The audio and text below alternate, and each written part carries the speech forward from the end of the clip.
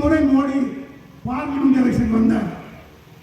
இதே கோயம்புத்தூர் தொகுதி வந்தார்ல, road show நடத்தினார்ல, அண்ணாமலைக்கு ஓட்டு கேட்டார்ல. 8 முறை வந்த மோடியே போகும் ஊருக்கு திரும்பி என்று அனுப்பிய மக்கள் தமிழ்நாட்டு மக்கள்.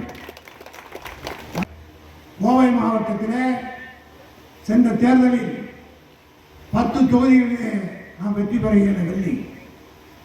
ஆனால் இந்த மாவட்டத்தினுடைய இந்த மண்டலத்தினுடைய பொறுப்பாளராக செந்தில் பாலாஜி அவர்களை தலைவர் அவர்கள் நியமித்த பிறகு வருவதற்கு முன்பாக 8 தொகுதியை தான் திமுக வெற்றி பெற்றிருந்தது.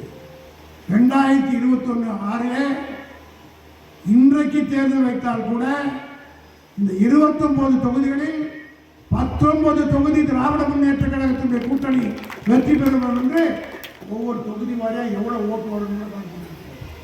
7வது முறையாக திமுக ஆட்சிக்கு வரும். இந்த தேர்தல் 7 மாதத்துக்குள்ளாக நேற்றுக்கே சண்டை ஆரம்பிச்சிருச்சு. பாஜகவுக்கு அதிமுகவுக்கு அமித்ஷா கூட்டணி ஆட்சின்னு சொல்லிட்டாரு.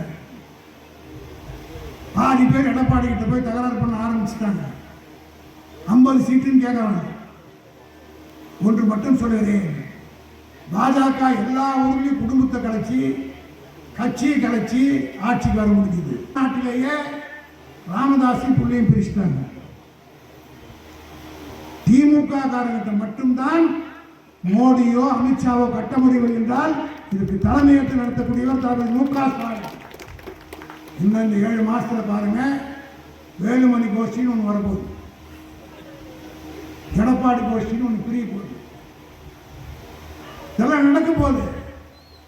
இப்ப எப்படி பாமகவில் அப்பாவும் பிள்ளையும் பிரிந்திருக்கிறார்களோ அதே போல அதிமுகவை பாதி பேர் இப்பொழுது கீழ்மட்டத்தில் இருக்கிறவர்கள் ரொம்ப வேதனையில் இருக்கிறார்.